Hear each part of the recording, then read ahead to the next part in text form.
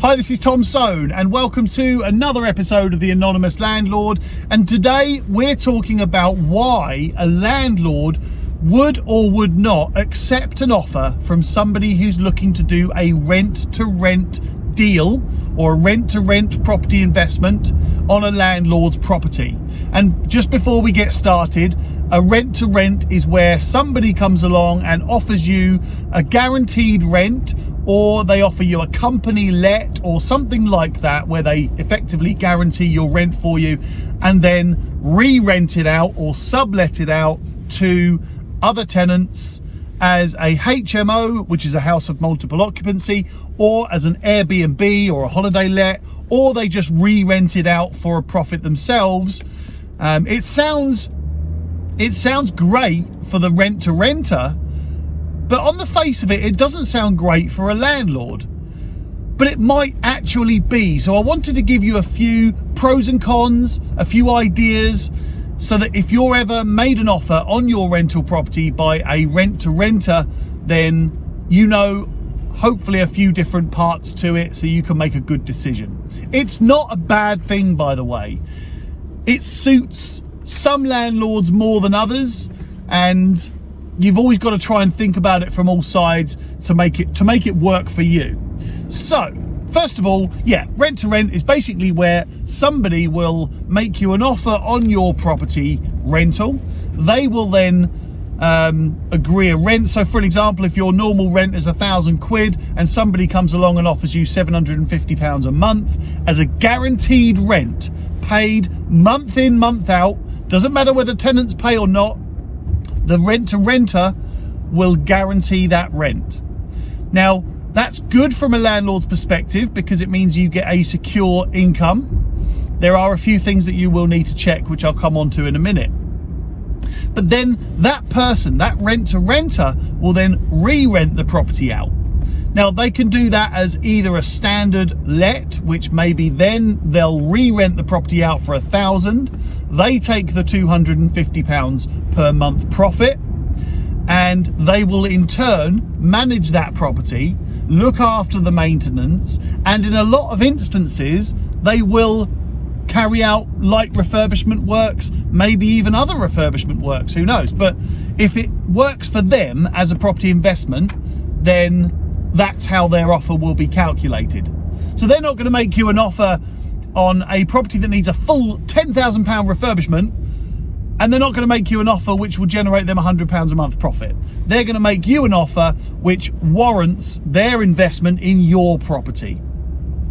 Now that's if they're just doing it as a standard let. You can also do it as a HMO. So for another example, if you've got a big house and it's adequate and suitable for a house of multiple occupancy or a house share, then the rent-to-rent investor may well make you an offer, which is, again, they might make you an offer of, I don't know, £750 a month, and then they're going to rent it out room by room, and they may well make, I don't know, £1,800 a month, and they take the profit.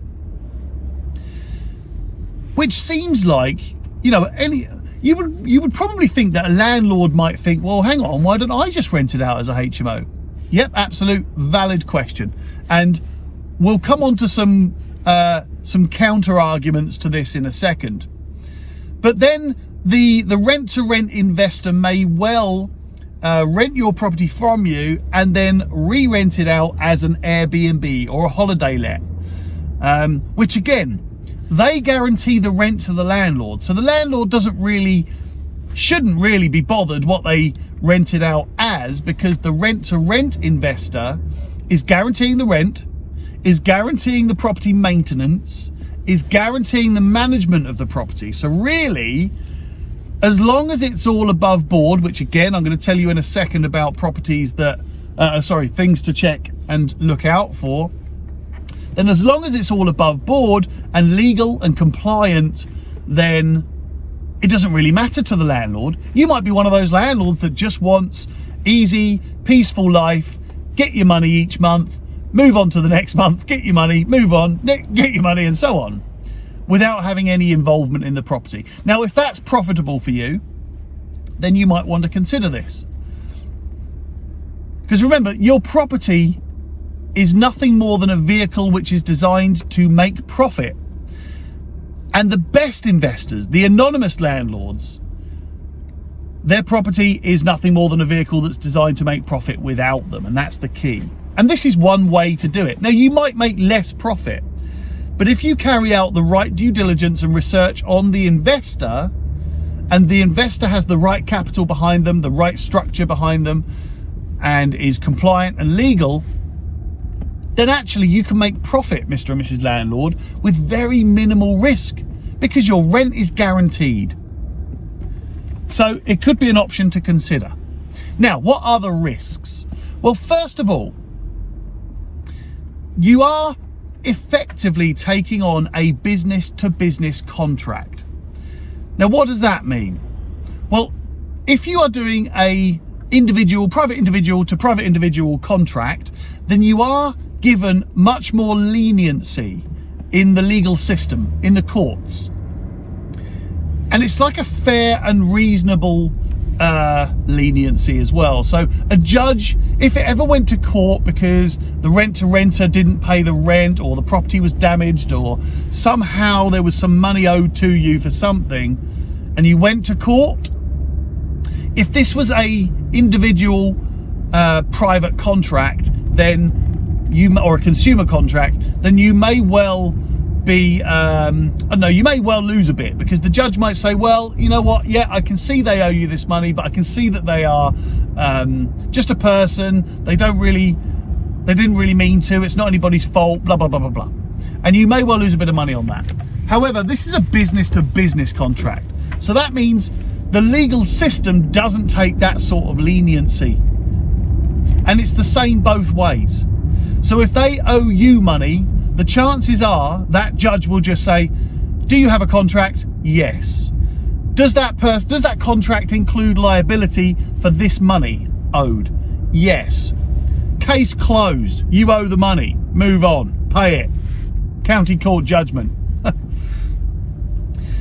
And similar in the other way as well, because if it turns out in some way that you end up owing the rent-to-rent investor money, perhaps you renege on the contract or something, then the judge will look at it and say, do you have a contract? Yes.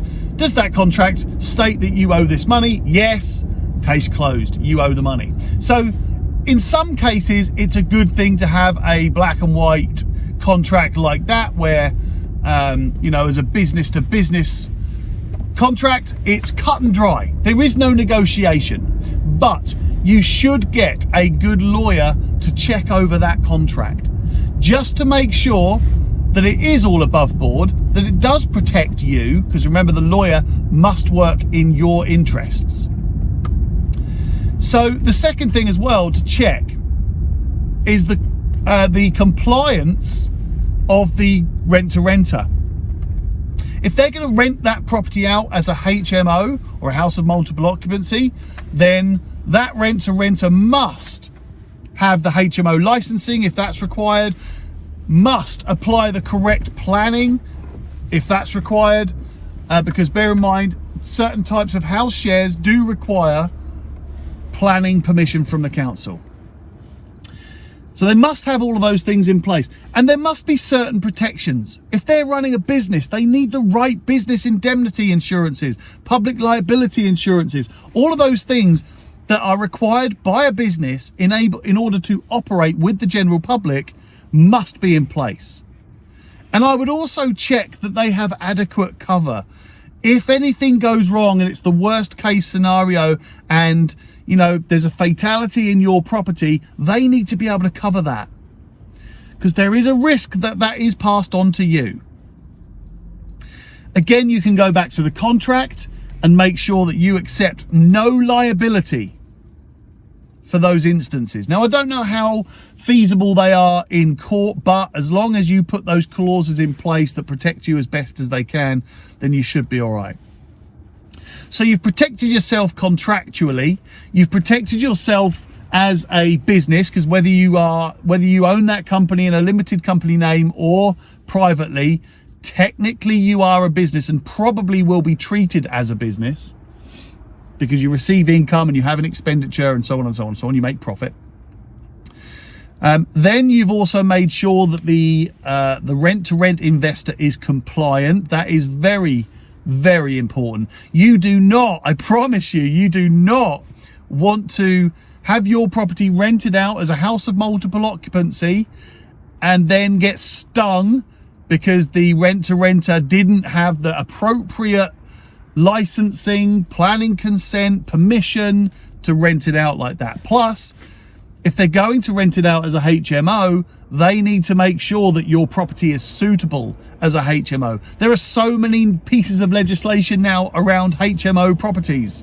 I'm not going to go through them all right now. It's a whole different podcast.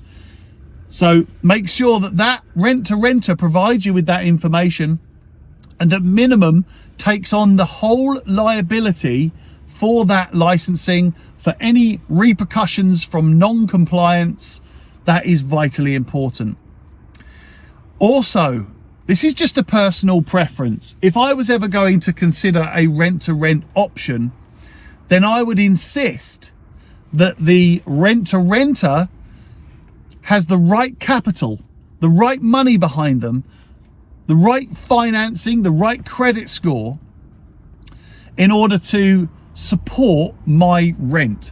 So if they're going to pay me £1,000 a month, for an example, I want to know that they are going to be able to afford that rent for at least a year at minimum, and they've got the funds in the bank to be able to do that. If they don't have that, then I would seriously consider why you would accept that deal. It's just a risk. Because what would happen is you'd agree the deal, allow a rent-to-renter to go ahead and rent that property out, and then the tenant doesn't pay them rent, so then they can't pay you rent.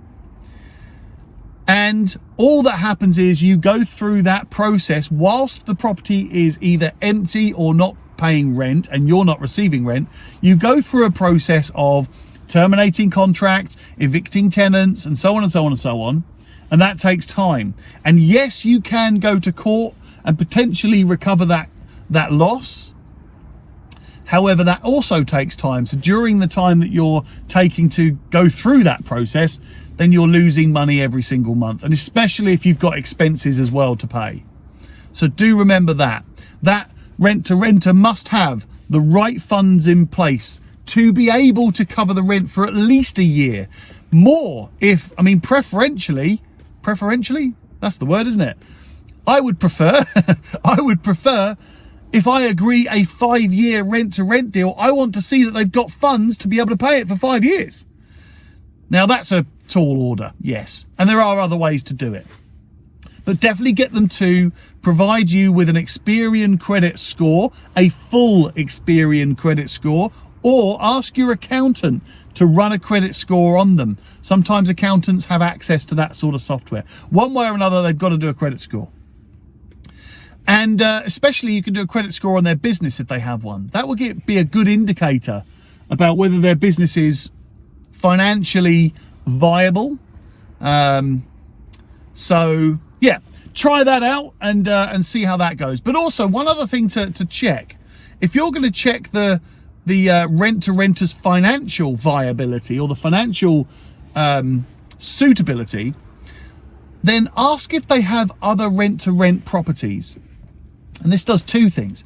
First of all, if they have other rent-to-rent properties, I would want to know how much that income or how much income they generate from the other rent-to-rent properties. Not revenue, how much income in profit the business that wants to do a deal with you, how much they make on their other rent-to-rent portfolio. And the reason you ask that is because if they come across, if they rent your property off you and they can't pay the rent, then the other rents that they receive should be able to support your rent. And that is the rent-to-rent model. It's a very simple model. It's like banks.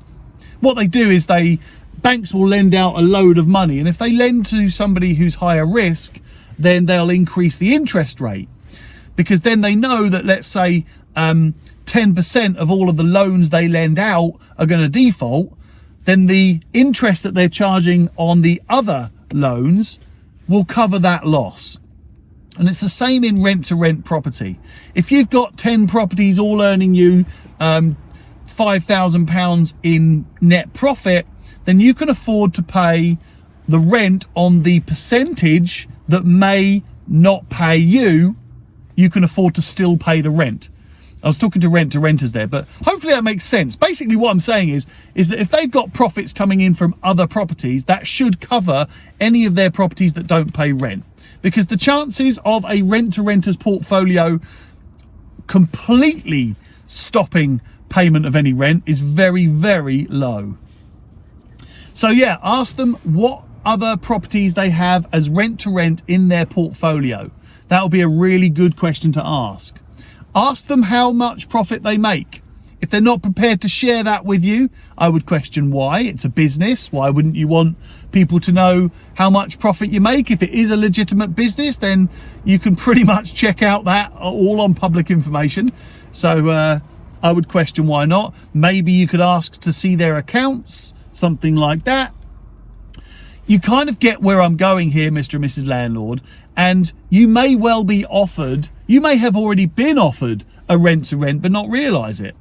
You know, when someone comes along and offers a company let, or someone comes along and offers you a guaranteed rent as an individual, then the chances are they're probably offering you a rent-to-rent deal. And again, I go back to what I said at the beginning. Rent-to-rent is not a bad thing. You shouldn't avoid it, because some people actually benefit from it and it works for some people. It's a way of making profit and be completely hands off. Now, you could argue that there are some companies, letting agents, that will also offer you a guaranteed rent, and you know that might be another route to look at. But if you're a landlord that would accept a lower offer and you're happy to just stay completely out of it, then it might be worth considering, but make sure you do your checks.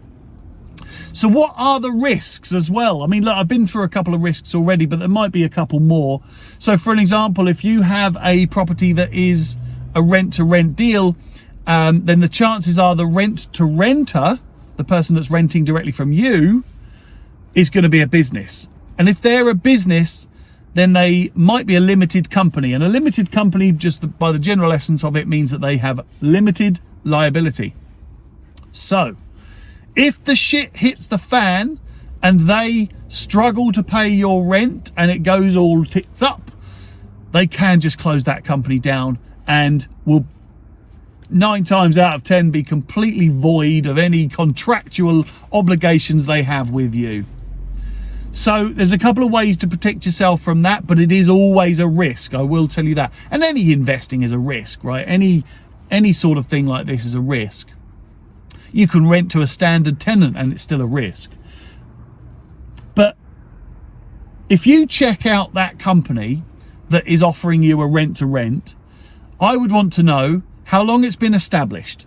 If it's a newly made company, again, I'm not saying that's a bad thing and you shouldn't consider it, but if it's a newly formed company, then the owner of that business's the owner of that business's exit from that company should be quite easy. If they don't have many assets, they don't have any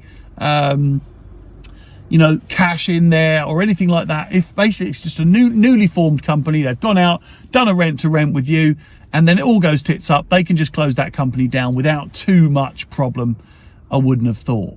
If they've been long-term established, however, then it's much more difficult to close that company down. It has to be properly wound up, and there'll be administrators or insolvency practitioners who would allocate the funds and so on.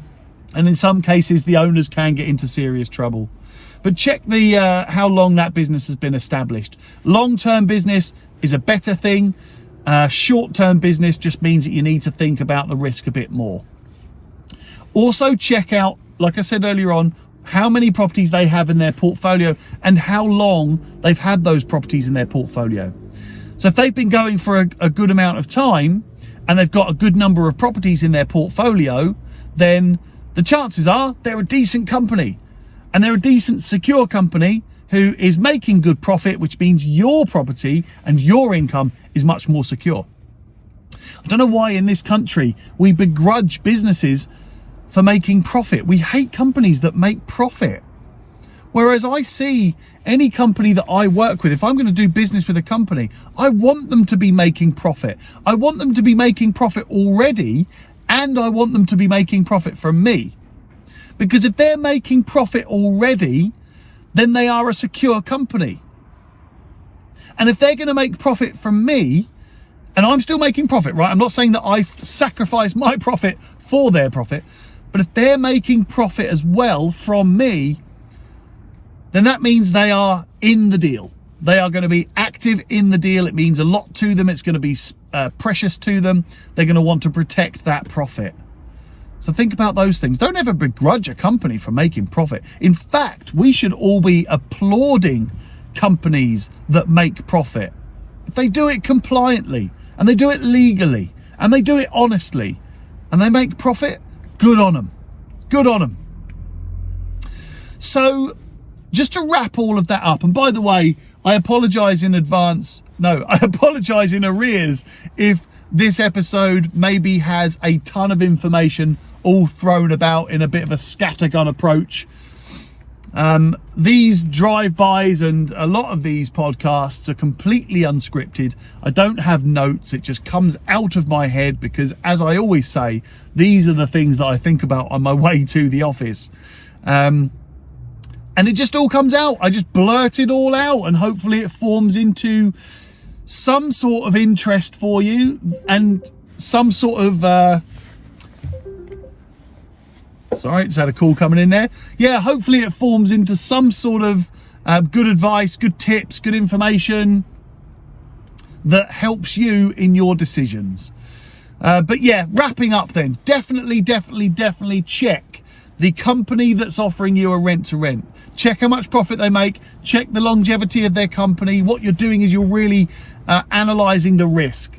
Is that company a risk to your income? Ignore the tenants that they're looking to put in the property. Ignore how they're trying to rent the property out. That's their problem. As long as that company can pay you the agreed rent month in, month out without fail, then that's a potentially good deal. Secondly, make sure they are doing it compliantly, legally, and they have all of the right accreditation, all of the right qualification, all of the right licensing, all of the right permissions. Definitely. Make sure they've got the right insurances. This is a massive thing, because you don't want to take on any liability for their operation. That's their operation. Make sure that the rent that you agree is still profitable for you. And I'll give you an example. If I said to you that I would pay you 10% return on your investment for absolutely nothing, and you wouldn't ever have to lift a finger or answer a call or do anything, it's not a bad deal.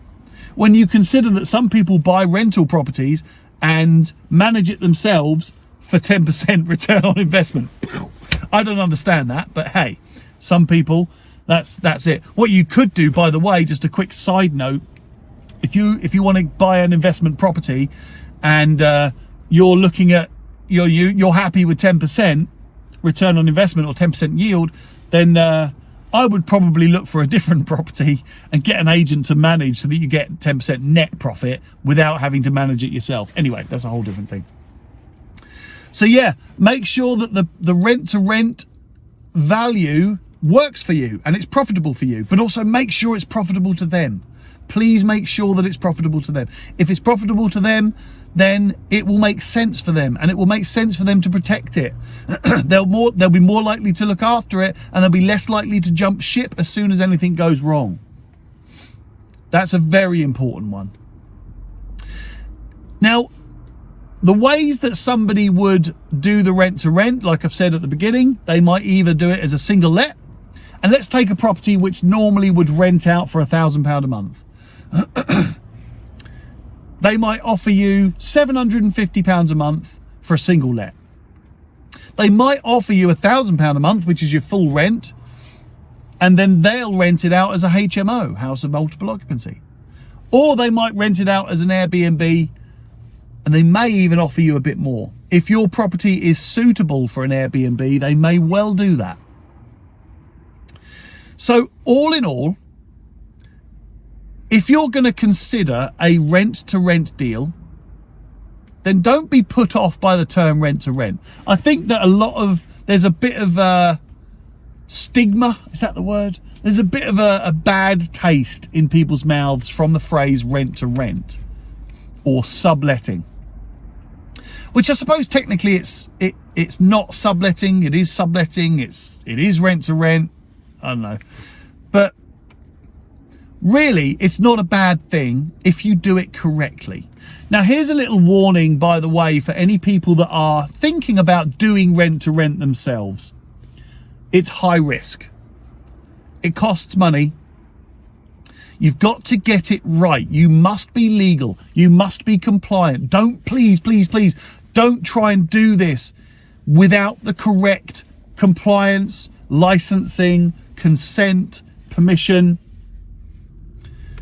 All of those things must be in place. Otherwise, I promise you, this is a business-to-business contract and you will be in serious trouble. Serious trouble. Not just legally, but financially as well, because if you've guaranteed a rent for 5 years, you've got to pay it. And if you don't pay it, that landlord can immediately take you to court. And it's a bad thing for you, it's a bad thing for the landlord, and it's a bad thing for the tenants involved. So please, if you're going to get into rent-to-rent, please do it right. And hey, look, by the way, if you do want to get into rent-to-rent and you want some advice on it, give me a shout. I'll happily set up a discovery call with anybody who wants to do rent-to-rent deals, and I will give you some help and advice and some tips on where to find rent-to-rent deals, but also how to do them properly. You can also go on training courses. There's tons actually, I won't go through them now, but Ryan Luke, for an example, he's been on my podcast many times. He is a rent-to-rent specialist, but he does it the right way. He does it compliantly, does it legally, does it profitably, and those are the people you need to follow. Watch out for rent-to-rent experts, so to speak, that you have to pay for to give you their advice. Find out what they've done, find out what they're doing, and find out who else is following them. Yeah, Ryan Luke is a good one on rent-to-rent. I've done a couple of podcasts with him actually where he talks about rent-to-rent, so give them a listen. But failing that, if you'd rather talk to me, then give me an email, tom@pinkstreet.co.uk, or message me through my Facebook page, and we'll set up a discovery call, which is a fancy way of saying we'll have a chat. I call them discovery calls because they're nice and gimmicky, and I do love a gimmick. Yeah, we'll set up a discovery call and I'll find out what you're looking to achieve, and I'll give you some advice on how you can get into rent-to-rent yourself. Or if you're a landlord and you want some advice on accepting or declining rent-to-rents, then give me a shout. You know what? If you're a landlord or a property investor and you want some advice or some help, then give me a call. Give me a shout, give me an email, whatever it is, and we'll set up a discovery call. But until then, look, hope that helps. And remember, the golden rule here is that your property, it's not your baby, it's not your pension, it's not your life, it's not your anything. Your property is nothing more than a vehicle which is designed to make profit without you. That's what you've got to go with. Your property is a vehicle which is designed to make profit without you. And there's so many parts to that. I'm not going to go through them now, but think about it like this, Mr. and Mrs. Property Investor and Mr. and Mrs. Landlord. If you spend all your time and effort managing your own properties, doing all of your own compliance and doing all your own legislation, management, lettings, blah, blah, blah, blah, blah, but you're not doing it as well as an expert could do, then your property's not making profit without you. And you could also be running the risk of getting it wrong. Do you know there are 176 pieces of legislation to do with lettings? Mind-blowing. So that is a 30-minute podcast. I was aiming at 20, but there was a lot of information in there, and hopefully you got something from it. So I will leave that with you. Thank you very much for listening. And give me a shout, by the way, if you have any ideas on podcast episodes that you'd like me to talk about. Until then, I will speak to you soon.